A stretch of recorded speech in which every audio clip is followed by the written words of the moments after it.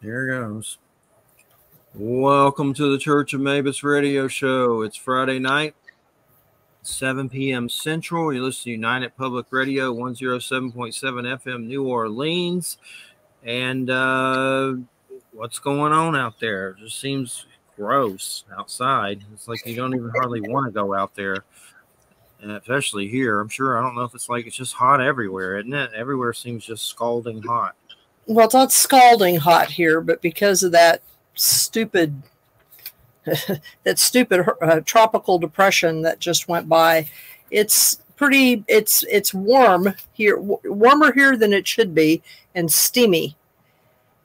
Yeah, very humid, very, very humid. Although that's supposed to all clear out in the next day or two, which will be nice. It's been like that here for months. Like you go outside and your glasses clean up, and it's just like a sauna. Yeah, it's been it's and this summer in general has been more humid than usual. I mean, it hasn't been as hot here as it's been some other places, obviously, but and I would say just like the temperatures themselves have not been that weird. It's been abnormally humid. And everybody that I know who has lived in this area for a long time will tell you that it's just been way too humid here. It's abnormally humid. It's like mold is everywhere. And there have been 2 or 3 days this summer where I have been so miserable from the humidity that I just didn't even know if I was going to make it, because I hate humidity so much. That's what it feels like out here. It's just horrible. Like it's worse. I mean, it usually is always horrible, but this year it's definitely much more horrible. Yeah, I mean, but you're in Florida. Where do you work? Yeah, it's always horrible. Yeah, it's like, we like most houses do not have air conditioning around here. I mean, nobody has central air. Like businesses do, businesses and schools and stuff. But like regular houses don't have central air. I mean, you have a window units. I have a window unit in my bedroom so I can sleep, but like nobody has central air. And so it's people are miserable, it's just. Yeah, that's crazy. I know we've been having crazy air conditioning. We got a new air conditioner. It's expensive. My mom bought it, and it's leaking. Like we have to put a thing under it for water. And every time this dude comes out, he's like 250. He gets 250 every time he farts. And first time he came out and said it was pet hair, so they got rid of all that, and we thought that would be it. And he showed us how to scrub it, which you would think they would have showed that the first time they were here. But now it's just leaking. It was leaking into other rooms, like through the wall somehow, and you have to put a bucket under it. But it's a brand new air conditioner, just leaking water. I don't know if it's just the humidity or something's wrong with it, but it definitely sucks. And then to come back out, he wants 250. It's like, jeez, you were just out here and you didn't fix it the first time.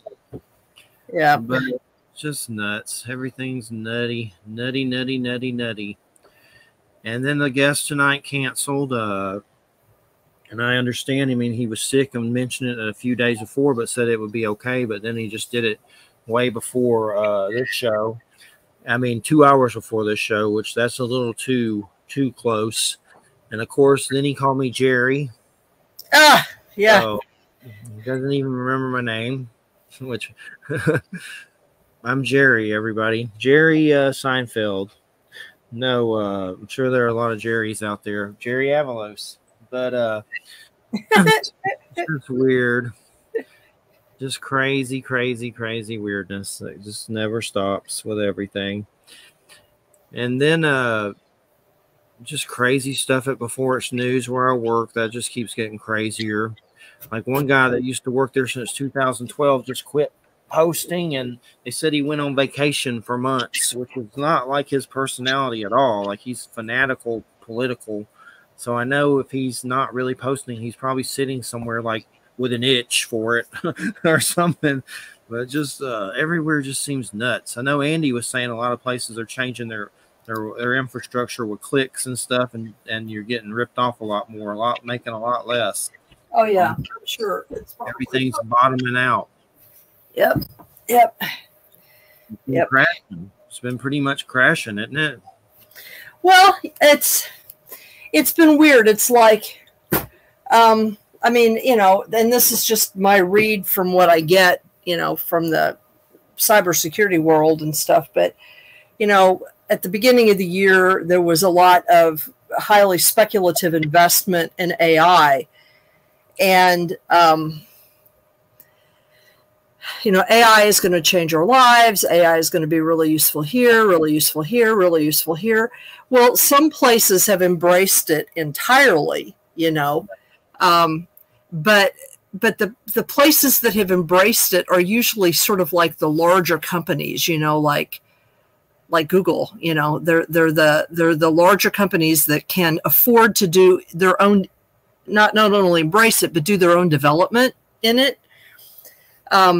And mid-sized companies don't trust it. They can't afford it. It's difficult to know how to integrate it into whatever they're doing. And so they haven't embraced it in the same way. And that's what led to that crash, you know, that Wall Street crash that happened earlier this week, was that there was too much speculative in the first and second quarter, mostly the second quarter, too much speculative investment in AI in one sector of the economy, and it didn't expand. It didn't do what people thought it would do, and so in fact, there were a lot of the layoffs were in the tech sector, in mid-size to large companies, and so that's what caused the temporary little crash. You know, it's a temporary thing. It's because it's only one segment of the economy, and the rest of the economy is actually, relative to the rest of the world, doing relatively well. I know a lot of people don't see that because of inflation, but believe me, if the prime interest rate was not as high as it is, the inflation would be much worse. So they are going to have to lower it at some point in order to foster certain types of investment. But it's, you know, but yeah, I mean, it's just nuts right now. People are really emotional, really freaked out. Obviously, what's happened in the political arena has freaked people out for the better, for the worse, you know. But it's just chaos. Everything is chaos. Yeah, it's nuts. Everything is chaos. And everything just seems like it's just escalating to more nuts by the time we get to November, and God knows what's going to happen then. Well, and regardless of what happens, it's going to be nuts. You know what I mean? I mean, seriously, regardless of what happens, it's going to be crazy. Because if she wins, they go crazy. If he wins, if they win, they go crazy. Right? Either way. They can all kiss my grits. They can kiss my grits. But let's see what's going on with the schedule here. I've been scheduling through. I'm at November. So let's see what we got coming up here. Next week is Robert Sullivan. That's I'm going to have him talk about. I need to tell him this because it was an old book called The Arch of Enoch. So Enoch. He also gets into cinema symbolism. I think he's been on before when you were here. And then August 23rd. This is kind of a strange personality that I know him, but I mean, I'm not like best friends with him, but we've cut up like in Facebook or stuff. But Leo Zagami, and he's on a lot of weird shows. Like he's been on Michelle's show on the network, I'm pretty sure, but he's been on like Alex Jones. But he's like this Italian guy that's has a insight on the Illuminati that's kind of weird. But I think last time I talked to him, he's also Italians for Trump, which he's in another. I guess he lives here, but anyway, he's like. But it's an interesting personality, right? He's been on once before, but weird stuff about the Illuminati. And I told him there's this guy named Benjamin Fulford that's very right wing, and he just kind of like makes up news, it seems, about the cabal and the Khazarian mafia. But he was saying this guy's satanic, and I told him, and the guy was just laughing, saying, "No, I'm not satanic," and he made fun of Benjamin Fulford. But he's on a lot of different shows. But Leo Zagami. Let's see, Rich Germeau, Germeau. That is the guy that's Bigfoot. He's also kind of on some right wing stuff. So hopefully we won't talk about any of that. But knowing me, we might. That's the 30th with Jay. And then Arlen Schumer.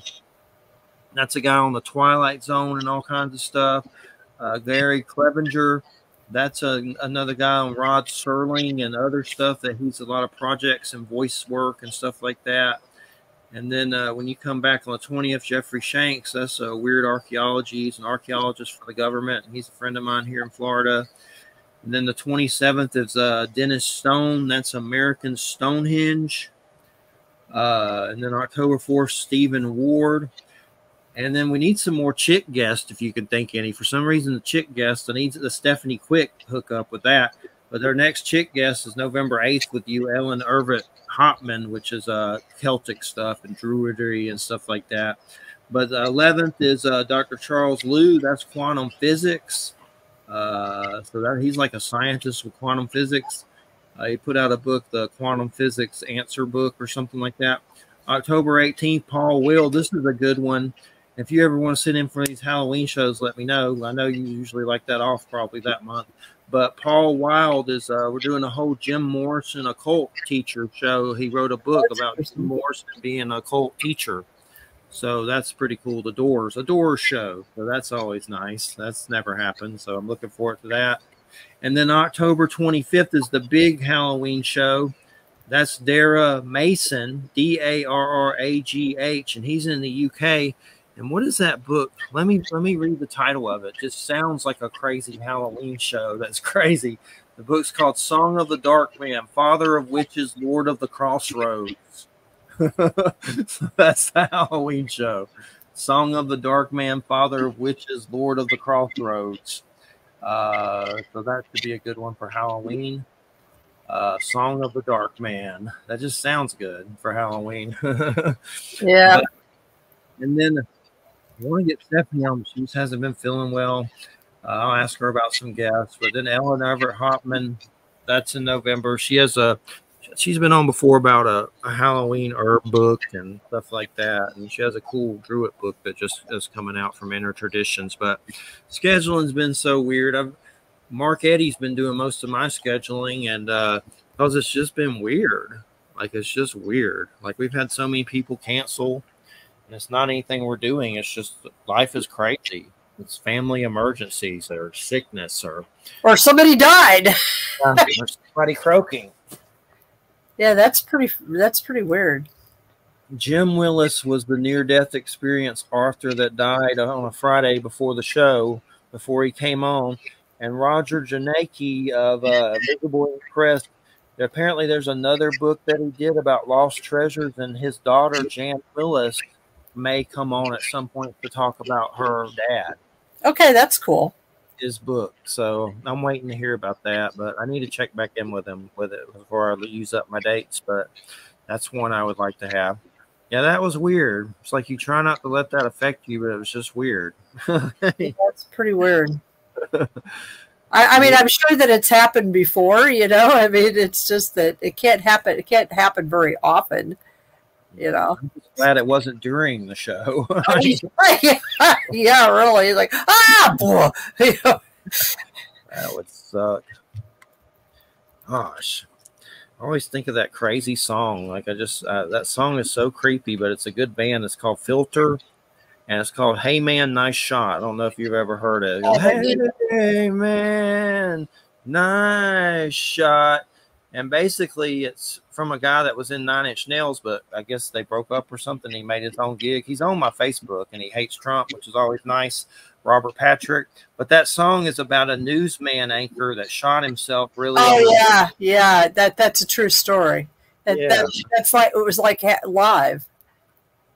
Yeah. Creepy, really creepy. But the whole song, I guess he's saying, "Hey man, nice shot," which I'm not sure what that is. Pro this dude killing himself, making a statement. I guess I don't know. Or maybe something ironic, you know, an ironic thing to say. Yeah. I think he was like exposing something too, like something big or something's why he did it. It was some weird story to it or something. I always hear about that one. I don't want to get into suicides right now. It's the last thing I want to get into, but one I think about too a lot is like that Family Feud host that hung himself on it. Oh yeah, that's a creepy one. And then the craziest one's David Carradine jerking it, and then well, yeah. Well, you know, the most tragic one, of course, is Robin Williams. Oh yeah, that one. Oh, I try not to. I think I've blocked that out psychologically. Like for oh yeah, that's just, you know, that's a rough one. But yeah, let's move on. I already got enough weird depression in the air. I mean, it's like, you know, there's still times. I mean, it's been years, and there are still times when like I'll suddenly think about that and just start crying. It's just like, it's just too intense. I have a weird one that is weird that happened. I was on psychedelics, and it's just weird. And I feel weird even telling the story because I don't even know what to think about it. But for some reason, I saw that weird Applewhite guy on the news talking in my mom's house, and I started having tears run down my face for no reason. And I never even knew who it was. And I heard it on the news that they all whacked themselves. And I went outside and I like looked at Hellbop, and I saw a bunch of light dots like moving towards it. And I was like, is that them? And I was tripping. So of course I don't really think Heaven's Gate's cool or, you know, pro what they did or anything, but I've read books about them. Like they seem kind of like nice, maybe a little crazy, but not even crazier than anybody else. But I may have had a weird experience. I was like, did they really do that? Or were they just crazy? But or was I hallucinating it like a psyop or something after I saw it and the drugs, like some weird thing? That was a weird one. I try not to tell. But who knows? They might actually floated out to the thing out there. That was a weird story with Hell Bob, though. I remember that comment. That was a weird comment. Well, yeah, it was just a weird time. I mean, I think that you know, the comment was made weird by the fact that you know, that mass suicide happened. You know, it was very in response to it. I mean, that kind of thing just seems very foreign to most people. You know, I mean, I remember I was like my first, I think it was my first year into my master's degree at KU. And, you know, I had started studying. I mean, one of the things I was studying were UFO cults and religion. So of course, you know, this was one. And, I remember somebody from the school paper came up, you know, and asked me, like was interviewing me and asked me like what I thought of it. And I said, well, I just hope that they found what they were looking for. You know, I think that they were expecting me to say, oh, it's so terrible that they did that. And it's like, I have no idea if it's terrible or not. It's weird to me, but you know, who knows? Yeah. I honestly, I don't know in the long run, but I think there was some kind of weird truth to it on some level. I'm not going to go balls to the wall or anything, but there was something about it that was weird. That was different. Well, yeah, I mean, it's weird. It's weird. And they said a lot of stuff like this was the Luciferian age and something that seemed like they were kind of anti-sex, which I'm not for that, of course, but something about that's how the devil uses like sex to keep you away from whatever enlightenment or whatever, some kind of crap like that in their teachings. I remember some stuff like that. There's a good documentary series on HBO about it. I forget what it's called, but I saw that. It was pretty. There's definitely some abusive stuff going on, which I didn't know about, but like just members who had kids that kind of like, I guess, disowned their kids and weird stuff and left them and just didn't communicate with them anymore and stuff and got kind of weird to where they just didn't even talk to their own kids and stuff like that, like weird stuff like that. Weird cult stuff, like Scientology, it does that. Weird stuff like that. Yeah, well, and some of them like voluntarily like castrated themselves. Yeah, that's crazy. Yeah, I mean it's intense. I mean it's a tribute to just how much they believed what they believed. Definitely kooky. Yep. There's a good series on HBO I saw called Ren Fair, like Renaissance Festival, just Ren Fair. And Yeah. I don't know if I mentioned it, but it's a documentary series about this guy named Commander George.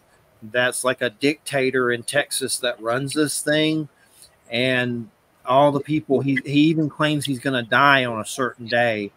And he reminded me of like Saddam or the North Korean dude, but a white old dude. And all these people that work with him are wanting the fair. It's a big Renaissance fair in Texas, and it's huge. It makes a lot of money. So one's trying to buy it, the other one's trying to inherit. The whole documentary series shows all the Renaissance stuff and clips of that going on, while all this craziness is going on with this like dictator that owns it. But it was really crazy. It was just a weird mix-up of a show, but it was a real documentary. It wasn't like fiction. It was real. It's a real thing, but it was good. It's like 3 episodes, like an hour a piece, but it was mostly fun because all the music in there. You get to see some of the Renaissance Festival stuff, which you don't normally get to really see that on TV or anything unless you just go to it. And I've been to one before, but here lately I haven't seen any around. I'd go to one now, but it seems like there's not any close by lately. Those are always fun. You ever go to the Renaissance Festival? I used to be in the Renaissance Festival. Nice. What'd you I do? mean, I was on the circuit for a while in the Midwest. Well, I did a few things for the first few years that I was doing it. I did it for over 20 years, in addition to other stuff, you know, because you can't really make a living unless you want to live a certain way, you know, doing that. But for the first, I don't know, maybe 5 or 6 years, I was a solo musician. I sang and played guitar and mandolin. And a lot of people don't know I can sing, but I can. And so I did that for a while. And then, but it was also really, it's really strenuous to do that because, you know, you end up, even though your sets are maybe like only 30 minutes long, you do like about 7 or 8 of them a day. So you're actually singing for 3 or 4 hours a day, which is a lot for anybody. And you're singing in all kinds of weather, in all kinds of contexts. You know, they'll put you they'll put you in the same basic area of the park as they put like a bagpipe, and you're supposed to sing with this bagpipe in the background. You know, so it you know, it started to kind of get on my health a lot, and so then I joined a small trio, kind of an ensemble. And because there were a couple of other women that I knew that played in the traditional music community in Kansas City, and they kind of wanted to do the Ren Fest too. And so one woman played the flute and recorders, you know, things like that. And then I played what I play, and then the other friend played different harps. And then we'd sometimes all sing, you know, kind of in harmony. And so we did that for a while. And then I just finally got tired of doing that because it's just hard. You've got to constantly sort of, you know, rehearse, and, you know, it's a pain in the ass. And so but I also had other friends that had booths out there. And so I had one friend that had in fact, her partner, she has passed, but her partner still has the booth, to my knowledge, out at in the Kansas City Ren Fest. And they did jewelry. It was like a 2-part booth, and they did jewelry in one part of it. And then in the other part of it, it was like a psychic booth, you know, so they did tarot readings and rune readings and stuff. And so the final 10 years that I was in it, in doing the Ren Fest circuit, I did readings. I did tarot readings and rune readings. Ooh, that's neat. So yeah. And I quit doing it I started like in 1978 or 1979. And then I know that dates me a lot. And then I stopped probably, it was probably like in the early 90s when it was in the early 90s. I took a break, and then I went back for another 3 or 4 years in the late 90s, because I was going to graduate school at the time. So, but there was a period in there in between my teaching gigs where I needed some money. And it's true that on a good weekend, in the psychic booth, I could make $700 a day. Oh. In cash. So, yeah, I mean, and that was like in addition to whatever else I was making. So I wasn't just living on that, but that was like extra, you know what I mean? And that was, that's needed. It was part of how I made my living at the time. I was wondering if they paid you there or how that worked. Well, you get paid. It's not that I did get paid by the people in the booth, In fact, I paid them a small rental fee, out of what I earned. But now when I was a musician, I would get a stipend, a very small one, but I would get a stipend for that. And then I could also put out the hat and, whatever people wanted to give me for that. But when I was working as a psychic, tarot reader or whatever, I don't really call myself a psychic. We had some set prices, like we would all, since we weren't supposed to like undercut each other, you know what I mean? Yeah. So we would agree on like the kinds of services that we would offer and what the prices were. And so then it would just depend on how busy you were. And, on a day when we were really busy, you could make a lot of money. Nice. Very cool. Was there ever puppet shows there? I've been wanting to do a puppet show on like YouTube. Little puppets. I've been looking at little alien puppets on eBay. They have little alien puppets. Little alien. Oh, really? I have no idea. Yeah, just weird things. Like sometimes I'll look on eBay and put an alien hand puppet or like ventriloquist dummies. You'd be surprised with some really weird stuff that comes up. You can look through some of those ventriloquist dolls and stuff like that are weird. But I've always liked the medieval puppet shows, which I don't think they really do that at Renaissance festivals. Maybe they used to, but I haven't ever seen it there. But mostly just see that on TV or something when they do like the little, the puppets and everything, the little stories and things like that, in the little curtain box and all that stuff. And I'm watching that show Time Bandits. There's a new Time Bandits show based on the Terry Gilliam movie. Unfortunately, it's on Apple, which sucks, but I still managed to see it somehow. But but it's good though. It's good. It's got that girl, that lady, Lisa Kudrow in it. She's in. Oh yeah. I've heard about that. Yeah, I have. I've heard about that. She's one of the Time Bandits. And there's a lot of cool people. It's by the guy that did What We Do in the Shadows and a bunch of the Takahiti Wakiti, New Zealand guy. But it is on Apple. But have you been watching anything interesting? You're still Amishing out. Oh, yeah, I'm not Amishing out. I've never Amished out entirely. I've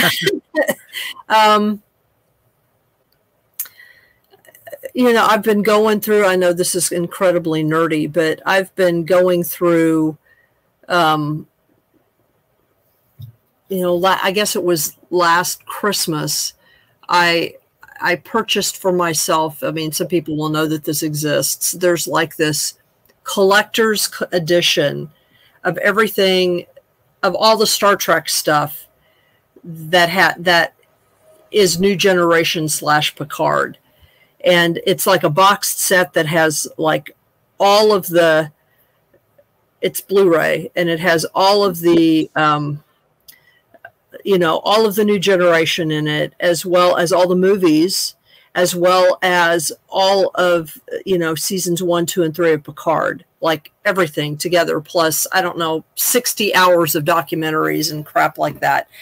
So, you know, the truth is that I have never seen all of the episodes of Star Trek New Generation. So I just, you know, I got it for myself as a present last year, and I just kind of set it aside for a while. And so one of the things I've been doing this summer is just going through all of the episodes, you know, and methodically sort of watching them.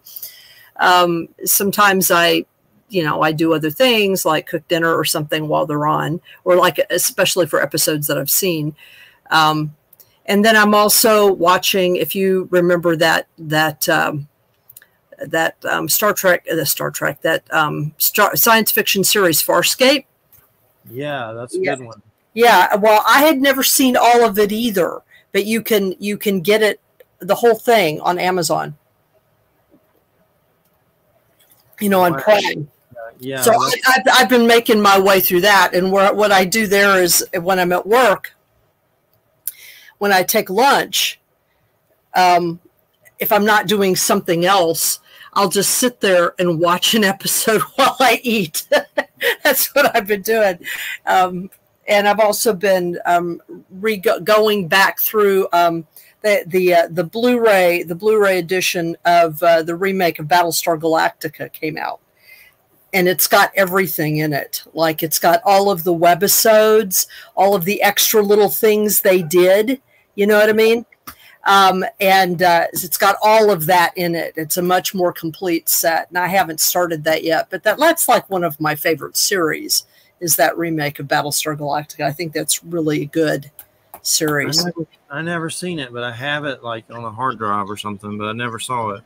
It's good. It's really worth seeing. I mean, even if you didn't see the first version of Battlestar Galactica, you know, Ronald Moore, who became one of the more important writers for Star Trek, not Star Trek. He started in the Star Trek New Generations, but became one of the principal writers for Star Trek DS9 and a lot of the Voyager episodes. Yes. He actually created and produced this remake with another guy whose name I can't remember now. And so the writing is really good. And, you know, the subject matter and just the way it was done, it's just a really, it's probably one of the best science fiction series that's ever been done. It's just really good. I've seen some of the old ones, but I don't remember them. It's been a long time. When I was a kid, I watched it. But right. I didn't see all of them. Right. No, this is actually, I think it's a lot better.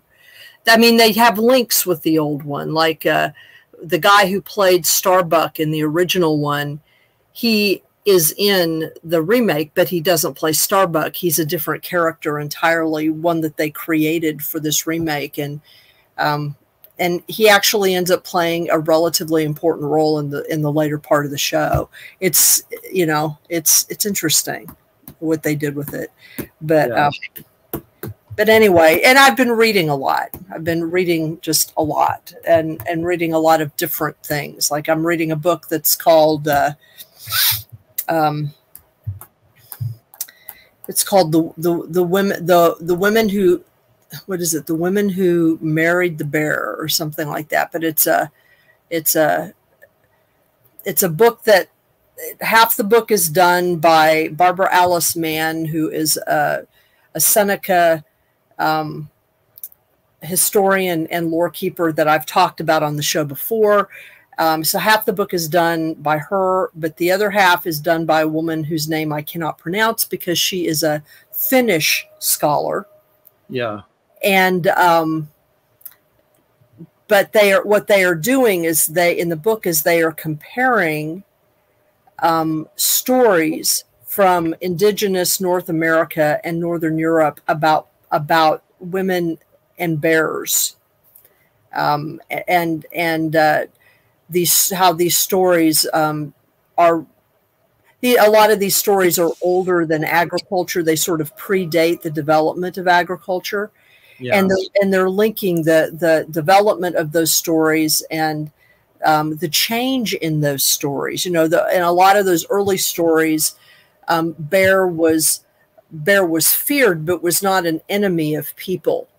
You know, and Bear was connected to the goddess and stuff. And then at some point, those stories start to change, and Bear starts to be hunted, and then Bear also hunts people, and Bear starts to need to be controlled, and it has to do, and it's connected to the end of, you know, certain climatic changes, and also, you know, development of certain types of agriculture and more settled, you know, village life and stuff like this. So anyway, what's interesting is that they're comparing indigenous North American beliefs with indigenous European beliefs from Northern Europe and Eurasia, to show how they're similar and different. You know, I mean, but the similarities are kind of startling. And it's because there are some people that argue that during certain ice ages, because of the nature of the ice and the way that it sort of froze everything up north, you know, and allowed people to sort of move around and animals to move around, that there developed a kind of interesting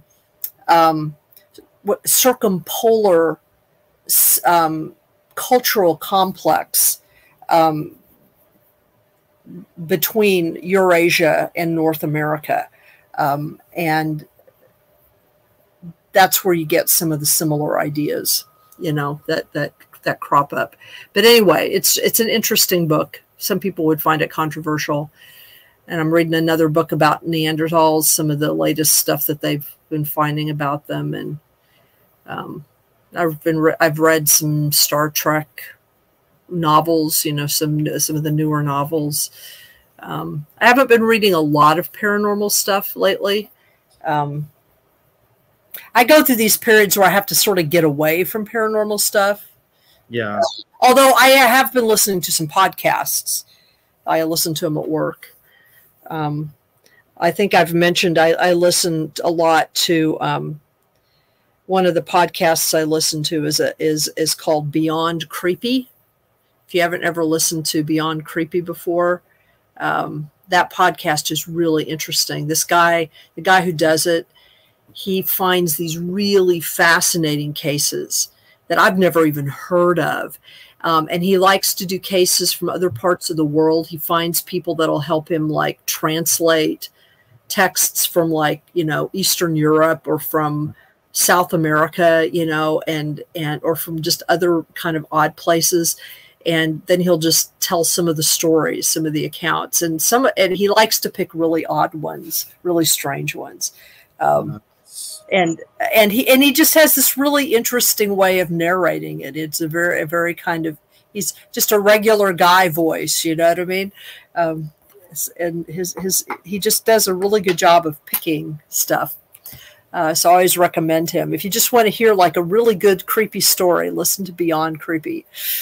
I believe I've saved that before on my YouTube after you mentioned it, I think. Let me double check, make sure. So I need to check it out at some point. So, you know, I have been listening to podcasts, and so, you know, and I did that. Let's see, in July, I did that. I did a Patreon feature for Smiles Lewis. Yes. And for his Anomaly Archives Patreon channel. And what did I do it on? Oh, I know what I did it on. He wanted me to do kind of an examination of why it's important when you're doing paranormal research, why it's important to take a kind of a multi-level approach. In other words, you know, don't get too bogged down in any one theory or idea about what stuff is.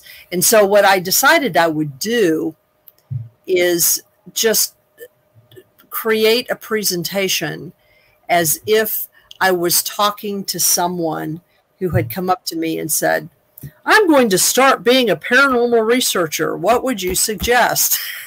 you know, for newbies, basically. And So I used a lot of examples from Paul Eno.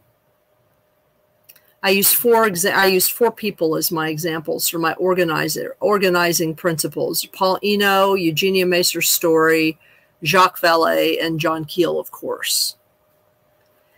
And just kind of distilled everything that these people have done into like several principles, and just talked about those things. And this has not been released to the public. It's on Patreon. Although at some point, I guess I actually do have the link for some people who might request it privately. I just have been asked not to make it public because they're trying to build up their subscriber base. You know what I mean? So, yeah. But if you would want it, I could send it to you so you could listen. Yeah, yeah, you can send it. Did his son come on with him before on our show? I can't remember. I think so. Who smiles? No, Paul's son. I think Paul and his son. Paul and Ben. Paul and Benny. Well, Paul was on our show once or twice. Just Paul himself. I mean, and usually he came on with Ben. Yeah, I think he ever came on before with his son once, but I can't remember. I know Paul's been on, but I can't remember about his son. Yeah, I mean, they came on after it was in order to do the as part of the promo of their book, Everything You Thought You Knew About the Paranormal Is Wrong. That's the name of the book. Okay, yeah. Been a little while, but my memory lately is like insane crappy. Yeah. Barely remember yesterday. And then another book I've been reading is this one. I can show it to you. It's one of the latest books by Chris Aubeck, who's a guy who has sounds familiar.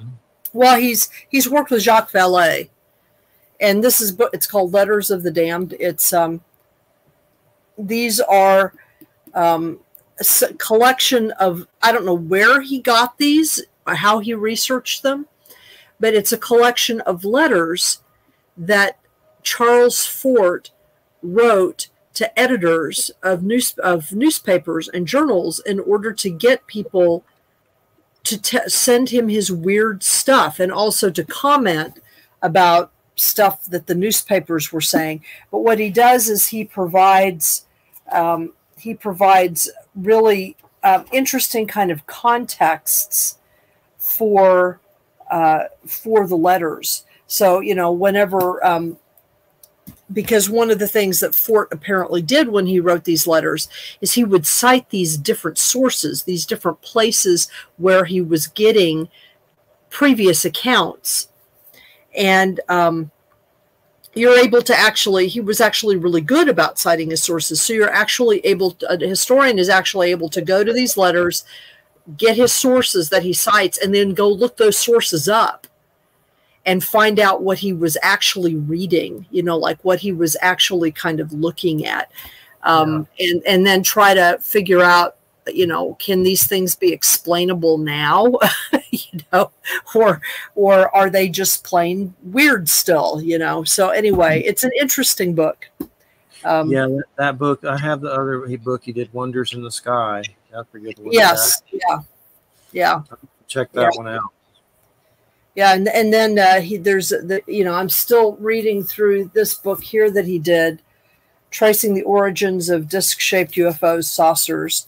And what it does is it goes through an exhaustive survey of how far back into history saucer-like things in the sky have been seen. And I like I said, I don't know. I mean, he lives in Europe and he speaks multiple languages.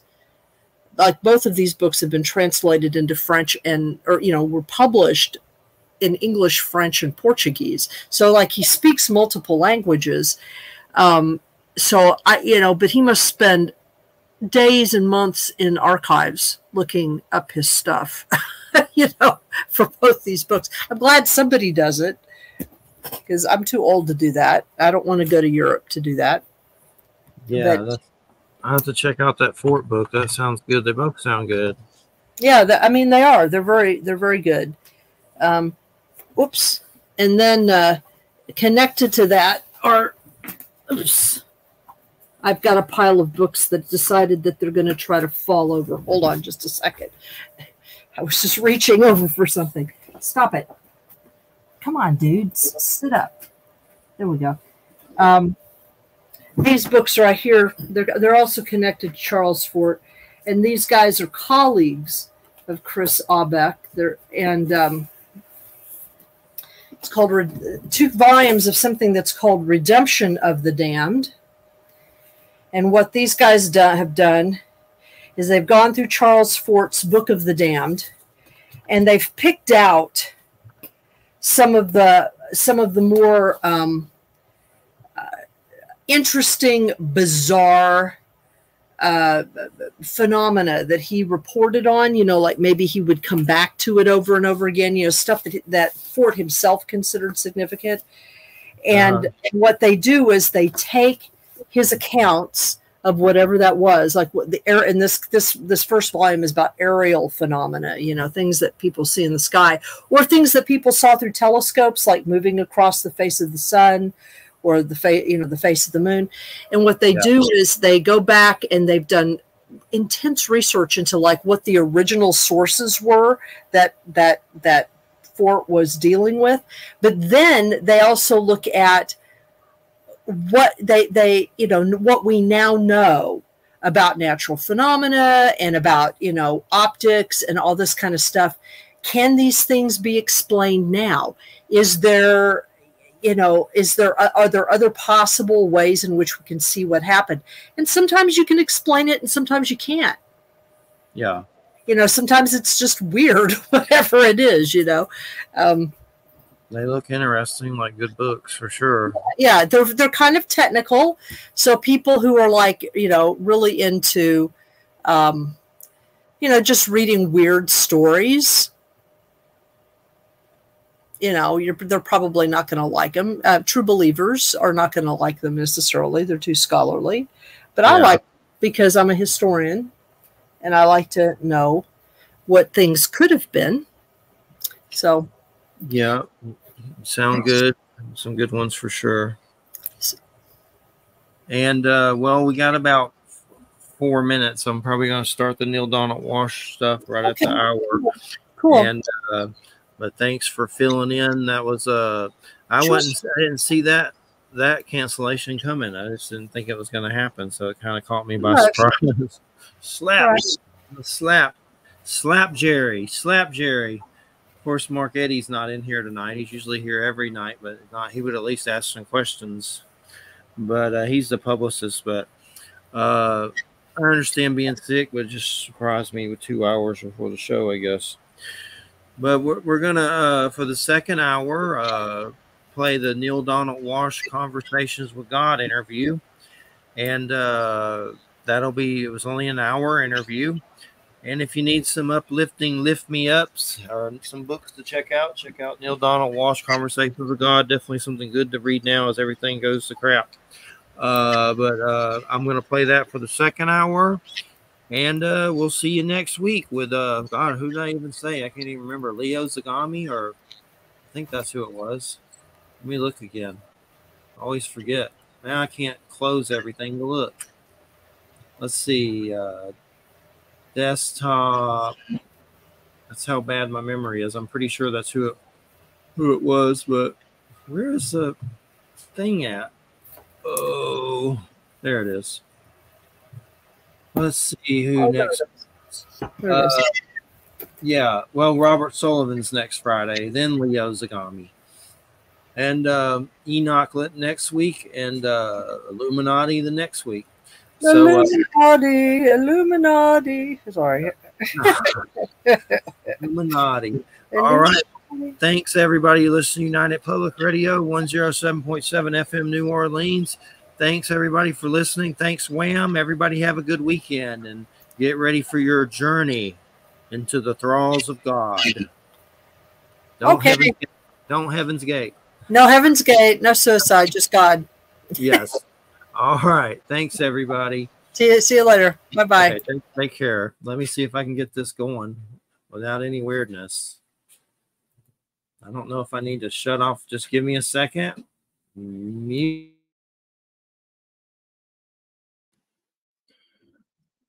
Welcome to the Church of Mabus radio show. It's Friday night. It's 7:05 p.m. Central. Got Wham here with us tonight up in Hudson Valley. Hey. And of course, I'm in Florida. And let me tell you, those storms that just came through here, if that was, we always talk about the Ragnarok Thimble winter situation, the Norse situation. That was close. That was like, was it close? It was freezing outside with tornado warnings at the same time. Like, I've never experienced that in the winter ever.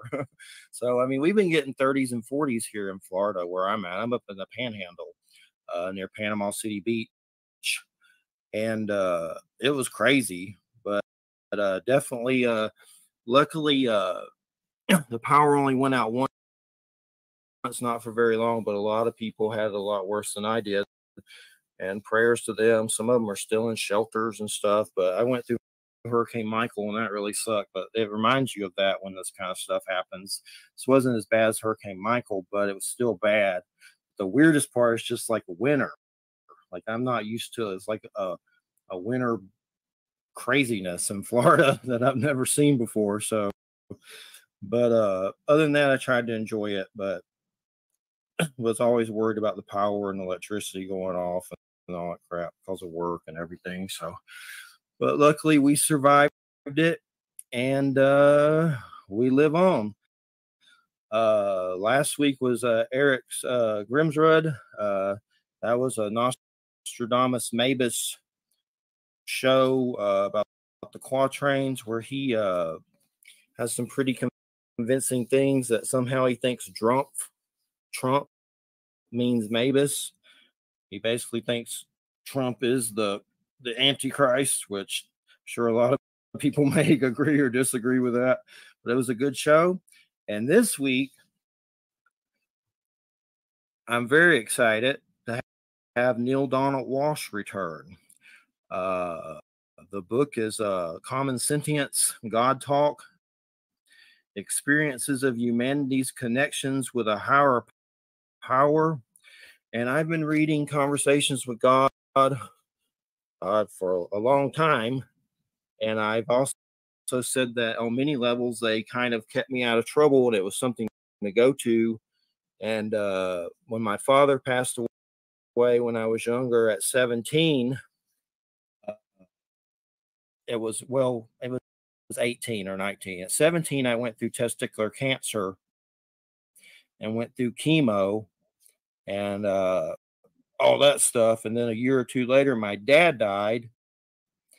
And I went through a divorce and started to have a lot of weird synchronicities and spiritual experiences, what some would call paranormal experiences. And during that time, I in my 20s and above had read, Conversations with God. And I grew up Christian. My father was a preacher, went to Rabun Gath in North Georgia, some kind of crazy military weird thing where they somehow were messing with like venom for snakes to be immune. Craziness in Georgia religious wise. So this was, a version of God that I felt comfortable with. That when I read those books, I still read them. I have the meditation books. I have the new book. I'm always trying to read them and take it in on some level. I even had my mom YouTubing Neil the last few days. She's 70 and she was watching all your videos and loving it. But anytime I read it, I get goosebumps. And that usually tells me that something's, true, something's right with that. And some of those experiences that I had after my dad died, I saw beings of light, and I may have been him. One of my biggest experiences that I had was here in Florida. Something told me to go outside and look towards my house. I came outside, turned towards my house, and saw two beings of light as if they'd been in my house and went straight up into the heavens. And I don't know if they were angels, people, maybe it was my dad, I thought, but I've been having these experiences, and here we are at year 17 with Neil Donald Walsh, and we've had, nuclear physicist Stanton Friedman on about UFOs, Robert Salas, Air Force pilot Robert Salas, who reported UFOs coming to his silos at the base he was at. He's still enlisted and put out a whole book about this, Captain Robert Salas, about UFOs shutting down nuclear silos, and he's still enlisted, so obviously probably got permission to do this book. But basically, all these experiences with my dad dying and that trauma, and I think trauma brings on experiences, and it grew to doing the show, and here we are. And that's why I like God Talk so much, because right now things feel really crazy in the world. Like, I don't know if they're shooting us foreign nations with lasers to manipulate our emotions, but things just feel crazy, like on so many different levels of discomfort. So it's good to, Neil, that you wrote this book. I know it's your 40th book, but I'm glad to do a positive show because these kind of stories help people. And lately, a lot of people need that help. So what can you tell us about this book and your 40th being your 40th book? Well, it's my attempt to help people to realize how they can have their own deep and personal and very real and intimate connection with the divine. You know, what's interesting, Jeffrey, is that recent surveys by sociologists have shown that more than half the people in the world, actually 85% of the respondents to a survey taken by sociologists, have said that they believe in a higher power. So there doesn't seem to be too much question as to whether or not, at least among most people, whether there's more going on here than meets the eye, whether there is a higher power, an entity or an essence, an essential essence that some people call God or Yahweh or Jehovah or Allah or whatever word it pleases them to use to refer to that ineffable essence. But while 85% of human beings questioned apparently believe in God, not very many people think that God talks to them directly, or at least know that they wouldn't say it that way. They wouldn't call it that.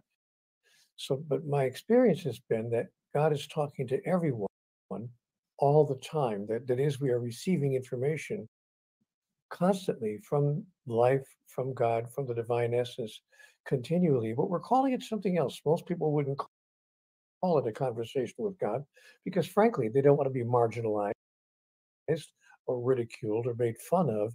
So nobody says, well, God told me this morning, this or the other thing. So what they call it is, who knows, women's intuition or an epiphany or sudden insight, whatever word it pleases to use to get away from saying I had a conversation with God. But we're all having the same experience all the time. And so this publisher called me. Normally, as an author and I've written a few books, Jeffrey, normally I write a book and then I try to find a publisher who will put it into print and distribute it, try to find a publisher. But in this case, the publisher called me and my phone rang one day about a year ago.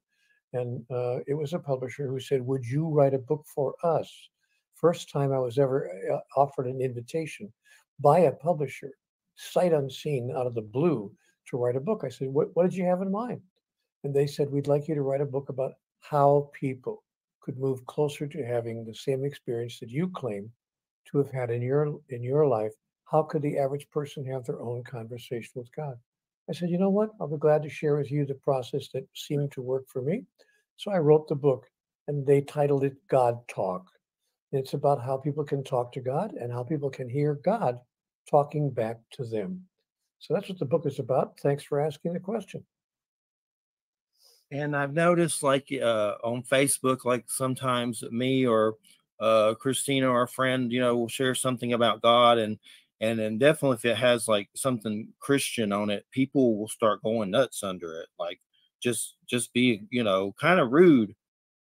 And I mean, I understand being angry at that religion on some level.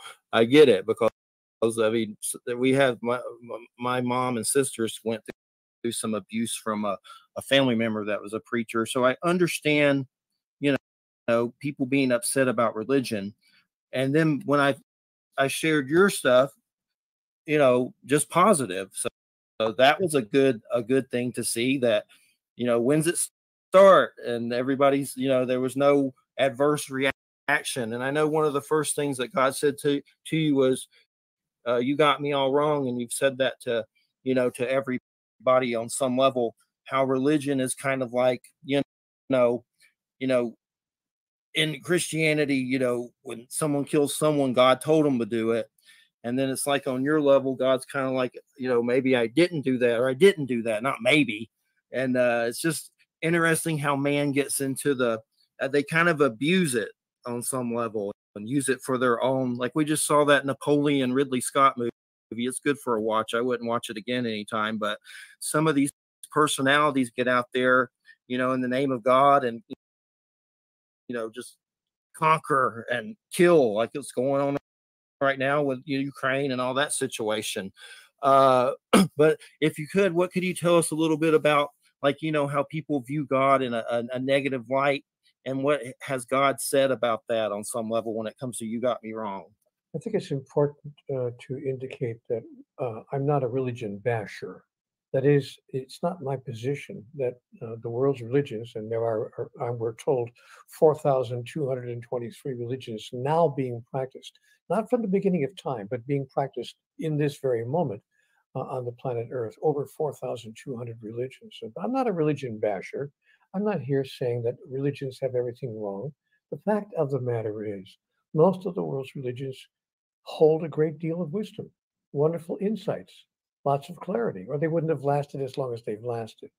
So but the challenge of religions, as I see it, is that, number one, they do contain some mistakes in doctrine and dogma. Number two, they appear to me to be incomplete. That is, they don't have the whole story, leading me to ask the question, is it possible, just possible, that there's something we don't fully understand here about God, about life, and about ourselves, the understanding of which would change everything? So that's the question I started off in dealing with God. Let me explain, if I could, in just a second or two, how it came to pass that I had that experience. I was moving through a very difficult time in my life. You talked about the difficult challenges in your life at the age of 17, 19, and so forth. I had some difficult challenges as well, but they came in my life a little bit later. I'm not sure whether it's better earlier or better later, but in me, I led a pretty smooth life until I was around 45 or 48 years old. And then suddenly, Jeffrey, everything began falling apart. I lost my relationship with my wife. We parted amicably. It wasn't a bitter parting, but we agreed that it just wasn't working. We probably should live apart.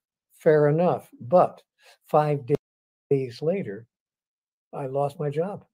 I was a radio talk show host on a national syndication, and the corporation was losing money, and they had to lose some overhead. And so I was the last person hired. So I had no seniority, last in, first out. And the boss even said, the program director said, I hate to lose you because you're one of our better guys, but seniority rules the roost, and so I got to let you go. I lost my relationship and lost my job, all within a 5-day period. But that wasn't enough, Jeffrey. The universe had a triple whammy in store for me. I'm driving to an appointment for a job interview. I'm sure I'm going to get this job because I've got all the qualifications. On the way to the job interview, an elderly gentleman turns left in front of me, makes a left turn, smacked right into my car, and it wasn't a fender bender. He totaled my car, and I wound up with a broken neck. I wind up being raced to the hospital. They get me over there, and I will never forget the wording of the hospital examination form. It said I had suffered an avulsion fracture of the 7th cervical vertebrae posteriorly. Well, but a 3/4 inch avulsion fracture.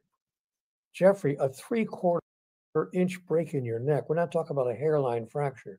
We're talking about a break in your neck large enough to put a pencil through. And when I woke up from the anesthesia, the doctor leaned over the table and they put, they put stuff in to close up the gap in my neck. But the guy said to me, you know what? I've been doing this kind of work for a long time. 95% of the people who come in here with a break that severe in their neck die if they don't die instantly because of spinal cord complications. But you managed to survive. Not only did you survive, Mr. Walsh, the others, the 5% who don't survive such a severe accident are certainly usually paralyzed from the neck down. You suffered neither consequence. He leans over the table, Jeffrey, and he says to me, looking into my eyes, so what are you going to do with the rest of your life? Because you've been given an incredible once-in-a-lifetime gift. So I'm thinking, my golly, oh my gosh.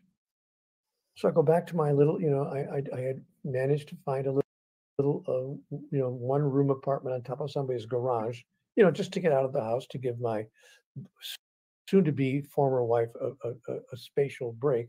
So I'm living in this little one-room apartment on top of a friend's garage. But I couldn't, I couldn't figure out what's going on. So, and I wound up, and I couldn't give the guy the rent he was asking for. Finally, he said, "Hey, friend or not, I got to ask you to leave. I mean, I'm used as a source of income for our whole family. We have to ask you to leave." Now, Jeffrey, I'm living on the street. I have nowhere to go. I have no money. I have no job. I have no income. I've used up my savings. And I'm living on the sidewalk. That went on for a year of my life. 1 year living on the sidewalk, sleeping on the concrete, going from person to person with my hand out, asking if they had any loose change or anything they could spare so that I could eat that day. So I know what it's like to be out there going from person to person, begging for enough money to buy some food and trying to, you never know what it's like to losing your dignity, your human dignity, until you've got to go into a restaurant and beg them to use the restroom because they see you coming in. You're obviously a street person. You don't look good. You don't smell good, obviously. And the manager comes right over to you. Please, not here, not here. Please leave. Don't panhandle. I said, I didn't come here to panhandle. Honest, can I just use the restroom? You got to beg a manager of a restaurant for a place to use the toilet. That's when you know you've lost every shred of human dignity that you once had. And I went through that. Finally, I got a little bit back on my feet. And I'm now once again in a little apartment someplace. And I woke up at 4:30 in the morning. I'm sorry for such a long story, but I want people to understand where I'm coming from. I wake up at 4:30 in the morning and I'm furious with life. I'm furious with God because I always believed there was some kind of a higher power. I'm not sure I knew much more about it, doctrinally speaking, but I knew there was more going on here than meets the eye. So I'm sitting on this guy's secondhand sofa that he put in this little apartment, and I'm writing an angry letter on a yellow legal pad that I had on the coffee table.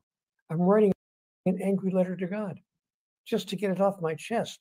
What does it take to make life work? What have I done to deserve a life of such ongoing, endless struggle?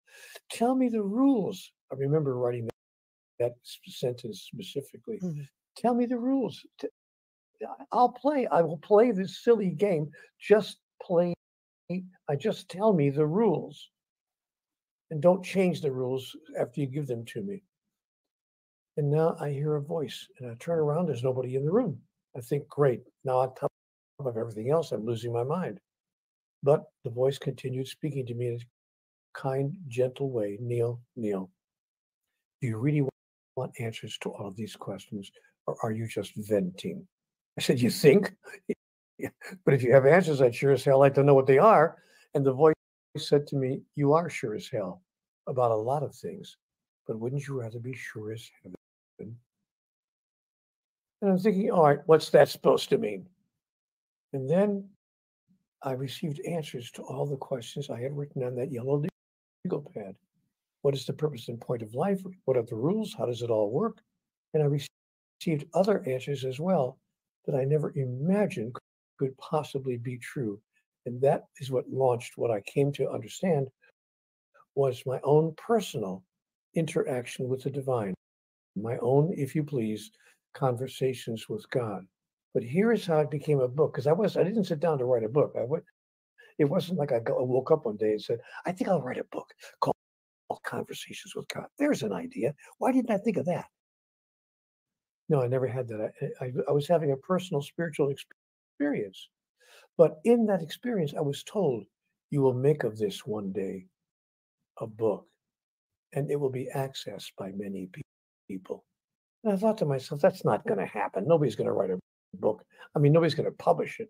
And what publisher is going to say, hey, we got a guy here who's talking to God. We got to get this book out right away. Hold the presses. No, it's not going to happen.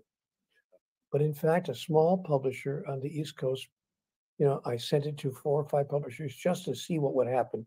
I literally sent them my handwritten notes. I Xeroxed the notes and sent them off to some publishers. And one publisher called me and said, hey, we want to put this out. This is fascinating stuff. And I thought, you know what? I can't believe it. You're actually going to publish this book. A small publisher on the East Coast. But they put the book out. And I thought, okay, it's not going to sell 500 copies. And I was right. It didn't sell 500 copies. It sold 5 million in 37 languages. Not bragging, just saying. So that's my story, and I'm sticking to it. And of course, I've seen the movie. And when it comes to the process of writing your book, was it like a channeling or automatic writing, like a super consciousness, like coming through? I mean, could you tell us a little bit about that? Yeah, it wasn't like channeling, Jeffrey. Channeling, the way people usually think of channeling is when your body is taken over by some other entity. I didn't experience that at all. And it wasn't automatic writing either. I mean, it wasn't like something exterior to myself was controlling my hand and causing me to write certain things. It was simply a process of receiving thoughts in my mind. Honestly, it felt like taking dictation. I would ask a question. And I began, of course, when I realized I had this incredible connection, I started asking it questions about everything: parenting, diet, sexuality, human relationships, finding right livelihood, a career that makes sense to my soul. I asked questions about everything. And I would receive answers instantly. So I simply wrote down what I was hearing. It felt like I was simply taking dictation. That's how it felt. That was the experience. And finally, when I sent it off to a publisher, they decided to actually put it out. It shocked me. I couldn't believe it. But they did. And it wound up becoming, again, not bragging, just saying, a global bestseller in 37 languages.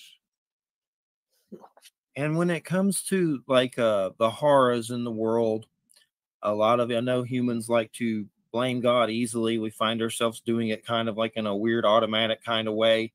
And I mean, there's part of me, I like comic books. I'm like, I want God to just Superman up and go kick Putin's butt or whatever, I guess, what are some of the messages about that? Like the people that just see, I mean, there's just so much, you can't blame God for it, but it's just trying to understand it and also not lose your connection with God or not blame God for it.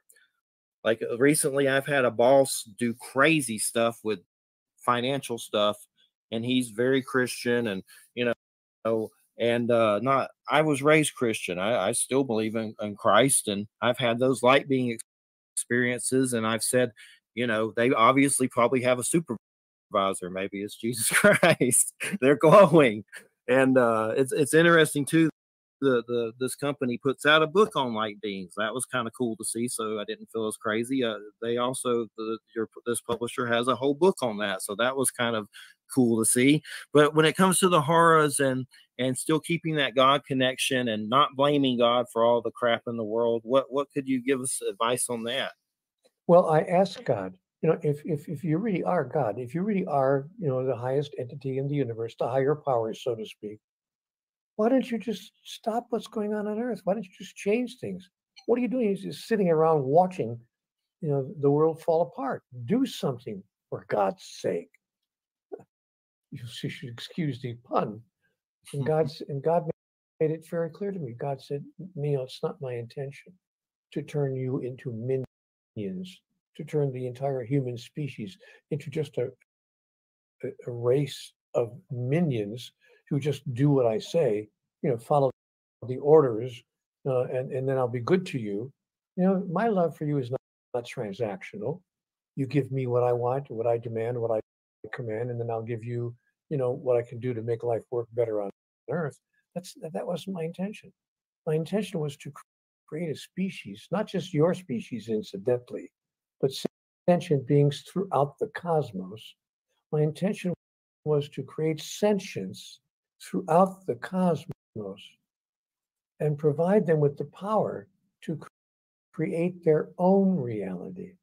Therefore, the reason that I don't come in and intervene and stop the world from destroying itself is that I've given you free will, the greatest gift you could give to any sentient being anywhere. That is the ability and the will to determine how it is you want to experience your life.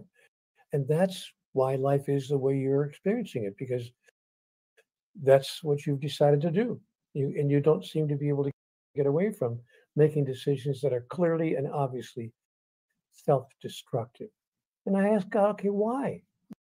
Why? I mean, why don't we wake up? Why would we make such crazy decisions as a group? We've had armed conflict, just to use one example, Jeffrey. We've had armed conflict on this planet for all but 3% of recorded history. So I said to God, what's up around that? I get that you don't want to give us orders and have us be a civilization of minions. Fair enough. But why don't we, what would it take for us to wake up, to evolve, and stop, doing what we're doing to ourselves? And God said, the challenge, Neil, is that most human beings don't know who they really are. You have no idea who you are, where you are, why you are where you are, and what to do about that. You think that you're your body. You think that you are your mind. You really think that the human being you're seeing in the mirror is who you are. But those few among you, that is, relatively speaking, on a percentage basis, not numerically few, it's millions, but compared to the 8 billion people on the earth, those of you who know who you are, that you are actually a spiritual entity, that you are a spiritual being using your body and using your mind as tools with which to complete the agenda of your soul. Those of you who know who you are have found the key to creating the experience that you wish to create.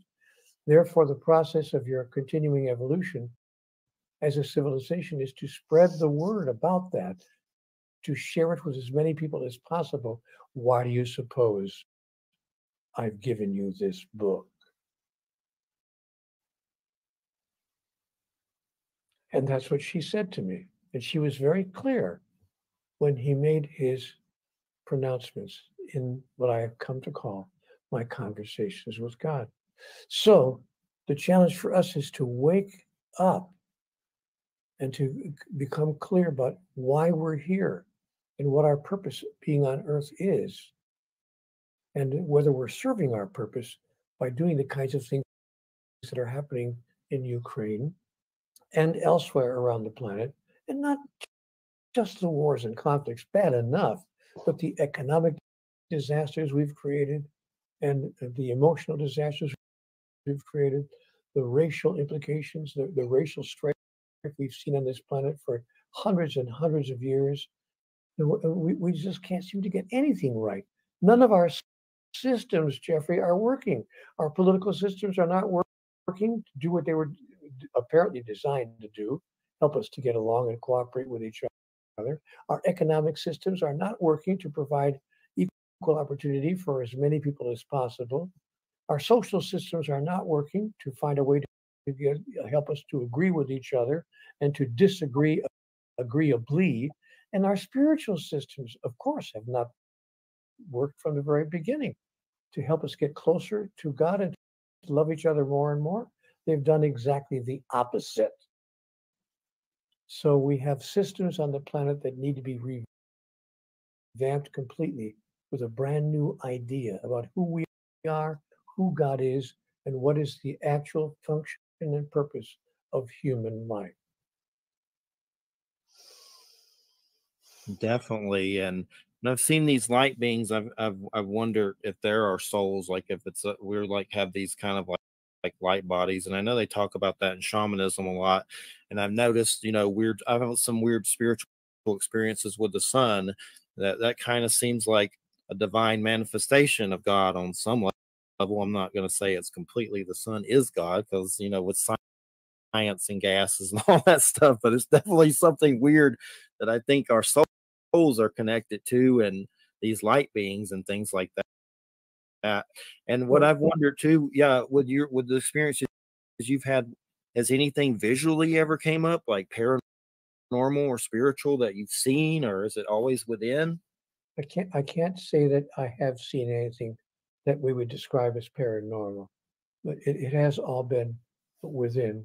But I have had internal experiences that one would definitely describe as paranormal. But with regard to the question of whether the sun is God or anything in particular is God, I was told that God is everything. That is, there is nothing that is not God. When people have said to me in a number of interviews through the years and in public meetings and lectures, somebody inevitably gets up at the back of the room and says, okay, Mr. Walsh, what's your definition of God? What is God after all? And I say to them, the very effort to try to define God limits the unlimited. There is nothing that is not God. Everything is the essential essence, the pure energy, if you please, of life itself that I call God, manifesting in a particular form. The question is, do we as sentient beings have the ability to impact, to affect the form in which the energies are being manifest? And the answer is yes. Yes, we do have that ability. We're simply not using it to the degree that we might. But those who have used that ability to impact the form in which life's energy is manifesting have been called saints or sages or gurus or masters, because they have in fact mastered the ability to formulate energy in the way that they choose to see it made manifest in their reality.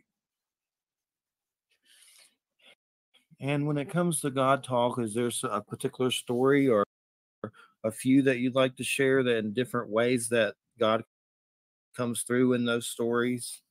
Well, it's interesting. The publisher who called me, as I mentioned a while ago, said we'd like to include some stories from other people because we don't want anyone to think, oh, Neil Donald Walsh is the guy to whom God talks. The fact is, God talks to everyone all the time, according to you, and we agree with you. So we put out a call on the internet, and we literally invited people on the internet. If you have ever had an experience of what you would call divine intervention, please send us your story. And they said to me they received hundreds of stories from people all over the world, and they picked out 6 or 7 of the most interesting stories and put them into the book. I don't want to necessarily give away what the plot line of those stories, but they are 7 fascinating stories of other people, proving the point that divine intervention is occurring in everyone's life all the time. And so, Jeffrey, when you tell me some of the experiences that you've had in your life, turning around and looking at the house and seeing those light beings and other experiences, I'm not surprised at all, because all of us are experiencing moments of divine intervention. But most people, as I said earlier, are simply calling it something else. An amazing coincidence, or an extraordinary, event, a phenomenon of some kind. But in fact, it is, in my view, divine intervention. Life informing life about life through the process of life itself.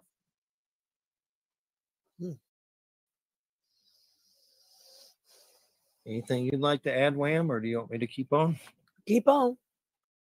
Okay, keep on. I was just hoping that, Wham, you'd just be a little bit more quiet, because if you've been bugging the heck out of me by yakking, you just can't keep quiet. So please, if you just go to the background, Wham, and stop taking so much of the program. then we could have Jeffrey would have a chance to say a little more of what he wants to say. Yeah, she jumps in anytime. She's more support for the second hour. That's and I told her to get some topics ready for that for sure. But and as far as oh yeah, another book that the company puts out is Shamanism. That's really cool. A lot of cool titles. I love that subject as well. That's one that's helped me a lot, through the years too. Just that ancient kind of knowledge. So when it comes to what kind of things are going through your mind lately with God and your communications and connection, just with the way things are right now with everything in the world? Is there something in particular that's been on your mind more? Yes. What can I do? What can we all do actually? Is there anything that we can do, or is it a lost cause? I mean, life on Earth, as we both looked at it here, and you've described some of what you've been seeing yourself. Is there any point to even trying? Is there anything that an average person in life can do to impact the direction in which humanity seems to be moving? Is our movement towards self-destruction irrevocable, or can we somehow do something about it? So that's where my mind has been. And I've been asking God that question. And God said to me, I gave you all the answers. And in book 4, Conversations with God, book 4, I was told directly that this point in time, these days and times, offer us the best opportunity we've ever had as a civilization to evolve, because we are seeing the opposite of who we choose to be rising up before us so dramatically, so powerfully, that we can't ignore it anymore. We just can't look the other way and pretend that it's not true. But unless, of course, it's about climate change, then we can pretend that it's not true. We can look right in the face of climate change and say, it's not true, it's not true. They're making it all up. The liberals are making the whole story up about climate change. The climate is not changing. It's not. So, but if it's about the political situation in the world, or other aspects, the economic collapse of half the countries of the world, and all the other problems we see humanity facing, are there things that we can do? And it turns out that there are. And what we have to do is create critical mass. That is, put a new idea in the space about life, about God, about ourselves, and about who we are in relationship to each other. And having put that new idea in the space, then to move through life as a demonstration of what it is that we say we've come to understand clearly. So that's our chance, our challenge, and that's our opportunity. And that's why I do programs like this. And by the way, without, not just throwing roses at you, but I just want you to know, Jeffrey, that I see you doing that. I see you, in fact, putting ideas into space that challenge orthodoxy, that make us stop and think, what if he's right? What if even part of this is true? Is there more here to know? Is there something, in fact, that we do not fully understand about God, about life, and about ourselves, the understanding of which would change everything? So thank you, Jeffrey, for what you do, and for having the courage to step out and to say, look, here are some new ideas, here are some new thoughts, take them or leave them, but I'm not going to be quiet about it. And then for moving through your life as a demonstration of what it is you've come to understand. Nice going, Jeffrey. Thank you. And well, that's what the big part of the reason we're all here is I saw a bunch of weird stuff that I don't understand. I've been trying to, and part of that was weird UFO stuff and some weird beings that I still don't know what the heck they were. They're weird. But one thing that's been interesting is how much this UFO subject is taken off in the media. It's like the X-Files. Like, I try not to even watch the news that much, but I'll walk by my mom's TV and it's like all they're talking about on NBC and all this stuff. Like, it's crazy. They're releasing weird footage.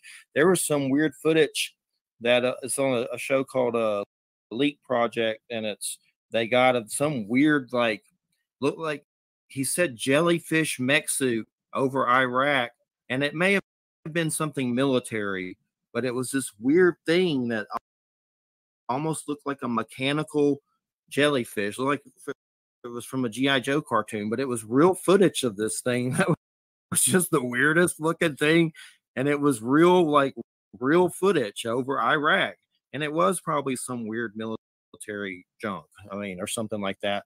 But do you have any thoughts when you see all this UFO stuff in the media now? I know you talk about other beings and stuff like that, but what kind of goes through your head with seeing all we're being bombarded by the UFO stuff now? What goes through my head is what I was told in my conversations with God. There are what conversations with God defines as highly evolved beings.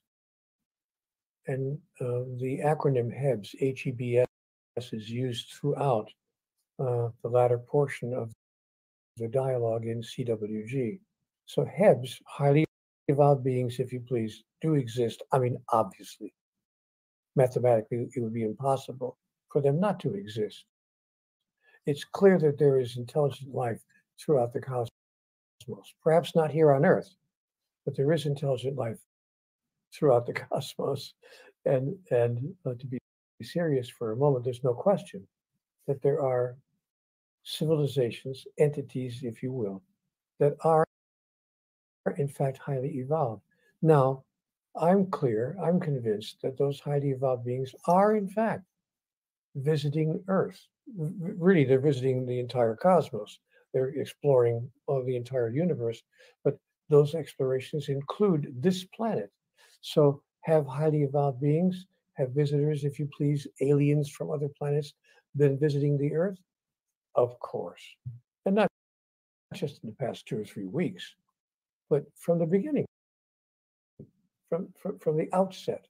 And their visits are increasing, however, as they see our civilization, at least this is my understanding, as they see our civilization moving closer and closer to our own ultimate self-destruction, or if not self-destruction, certainly bringing an end to our present way of life, where things would become so unpleasant with, again, the climate change, just as one example, the climate crisis.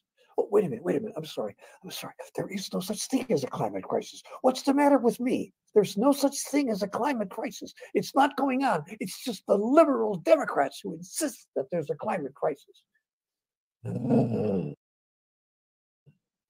So because so much is going on the planet, so much that we are doing and so much that we are ignoring, that yes, I think that the visitors from other locations in the cosmos are coming here with increasing frequency. And their purpose is twofold, I think, to witness, number one, how civilizations can do themselves in if they're not careful. And number two, without directly interfering, but indirectly perhaps influencing the movement, the evolution of our species, hopefully to bring an end to our own self-destructive behaviors. So they do so in many, many ways, in stories that they may put on film or encourage filmmakers to put in novels that they put into books, in the teachings of some enlightened messengers and teachers throughout the world, and in programs such as the one you're doing right now. So, I do believe that highly evolved beings are assisting us in every way they can without violating the prime directive. And I think that the prime directive that's talked about in Star Trek happens to be actually operational in the universe, which is that no species is supposed to influence another species in a direct sense by changing the course of events, but is allowed to perhaps produce ideas, thought streams, concepts, and levels of awareness that could assist a species in stopping its own self-annihilation. Definitely, and not to get in this too heavily, but we've done shows on the whole Skinwalker Ranch thing, and there's a book by a guy named Chris Bledsoe called UFO of God, and it's in the Christian section on Amazon. If you ever get bored and want to be entertained, look at it. But it's pretty interesting. He claims he can summon UFOs, and they seem kind of like light spears or something like that. But the book has like 5 stars and is doing well.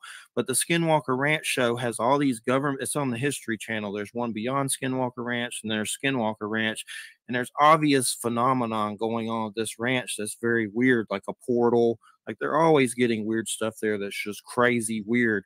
But to close that part out, because I don't want to get into it too heavily, there's all these military people there too, like uh, Colonel John Alexander and Utah head whatever of governor. Like that's why that show's so weird. That's the weirdest show on all this stuff that we're talking about that I've seen ever on TV. That's just creepy because there's so many government spooks on it, and then they're like really talking, getting footage of crazy UFO stuff. So it's definitely we've reached a crazy point in our history with all this stuff for sure, and the media, and even that show, the last one, ended saying there's a base there, and they don't know if the government put it there underground or if aliens did, and they're sitting there with uh former Robert Bigelow security, and he was someone that bought that ranch a long time ago and studied it for the government and stuff like that. But just basically, just things are definitely crazy when it comes to the UFO stuff lately for sure. But I one think it's thing, only, Jeffrey, to interrupt you, I think it's only a matter of time. I think it's inevitable. I think it's only a matter of time before the existence of so-called UFOs and what we call aliens uh, becomes widely known, widely accepted, widely embraced, actually, and widely experienced on this planet. Just a matter of time. My hope is that we will get to that place sooner rather than later, because the sooner we do, the faster will be our self-healing, in my experience. yes. And I've noticed that with people that I've interviewed that you've read, like I've read your book since, for a long time. And I noticed like when you've immersed yourself with someone, then you interview them, you deal with more nerves with that. And another person that I've interviewed is Joe R. Lansdale, who I've read since like elementary school, that writes a lot of fiction. But I was curious, when you get bombarded with anxiety and stuff like that, is there anything you do to try to deal with it on some level? Like anything, any process you go through to get rid of it? Or I know there's one thing I've seen, that only little prayer you need, where you can ask God to like transform your anxiety and negativity into something positive. That helps, but it still seems like it comes back eventually on some level. Well, Jeffrey, this is going to sound terribly arrogant, and I hope it doesn't come off that way. But honestly and truly, I don't experience moments of great anxiety anymore, not since my conversations with God experience. I did for the first 50 years of my life, no question about that. But since the conversations with God encounter, I can't honestly say that I experience, moments of great, huge anxiety. I simply don't. Help me to understand the prayer that I say when I'm moving toward the edge of anxiety, when I start becoming a little bit fearful or a little bit nervous about something. I say my favorite prayer that God gave me and offered me to use. God, help me to understand that this problem has already been solved for me. And I've been saying that prayer consistently now for 30 years. I'll repeat it so people can write it down. Help me to understand, God, that this problem has already been solved for me. And you know what? I have to tell you something interesting, Jeffrey. We all face problems and challenges in our life, and I've faced many more even since the books came out, like all of us. But I have to tell you that of the of every 10 things that I worried about, numerically speaking, I'd be surprised if even one of the 10 actually came to pass. Usually 8 or 9 of the 10 never really occurred. Either the problems solved themselves, through a process that was a little bit sometimes mysterious and miraculous, or they were not problematical at all, and I was simply looking at them the wrong way. So I've come to the conclusion, I'm an older guy now, I'm not a young man, but at the age of 80, I've come to the conclusion that worry is simply prayer misdirected. So I simply don't allow myself to worry about very many things. Do I show concern? Yes. Concern and worry are two different energetics. Definitely. I understand what you mean. I've used the I am that I am too. That helps on some level. And I know there was a Wayne Dyer and like meditation with that one. That was pretty interesting and good to listen to. Uh, we got about, let's see, about 9 minutes. Is there anything you'd like to share, or anything from God that you're feeling to share in the last 9 minutes? Well, there are two things I could share. Number one, I could share the 6-step process that allows people to have their own conversation with God or move closer to it. Step Okay. number one is possibility. We have to admit and acknowledge and embrace that it's possible to have a conversation with God. That there is, number one, possible that it's possible that there is an entity called God, and number two, or an essential essence that we refer to as the highest power.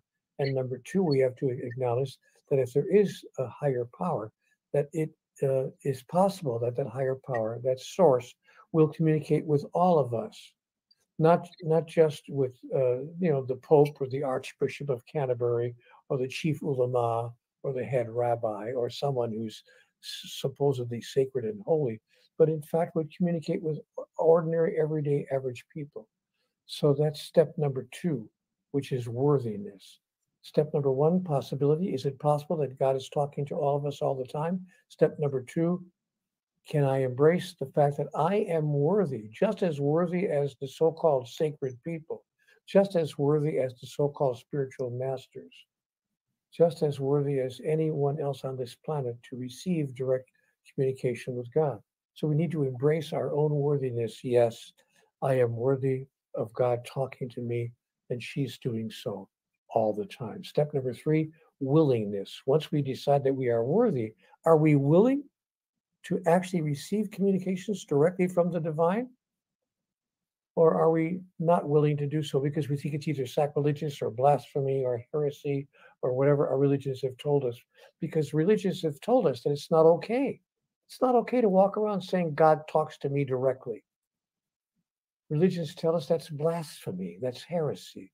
And by the way, in certain countries of the world, making such statements can get you into real trouble. Theological trouble and political trouble as well. So we have to move into a place of willingness to receive conversations with God. Step number four, wakefulness, to stay awake, to allow ourselves to be aware when those communications are coming to us, because God communicates with us in 100 different ways across 1,000 moments in 1,000,000 lifetimes. Not just one way, not just like, whispering in your ear, if you please, but in many, many ways. A feeling we might have, a sudden feeling that comes over us, or a vision that occurs to us, or light beings that appear to be arising from our house and going up into the heavens, or whatever the way might be. So stay awake. Don't fall asleep at the switch. Step number five, acceptance. Once you receive a direct communication from the divine, do not reject it and say, it's just my imagination. It's just a coincidence.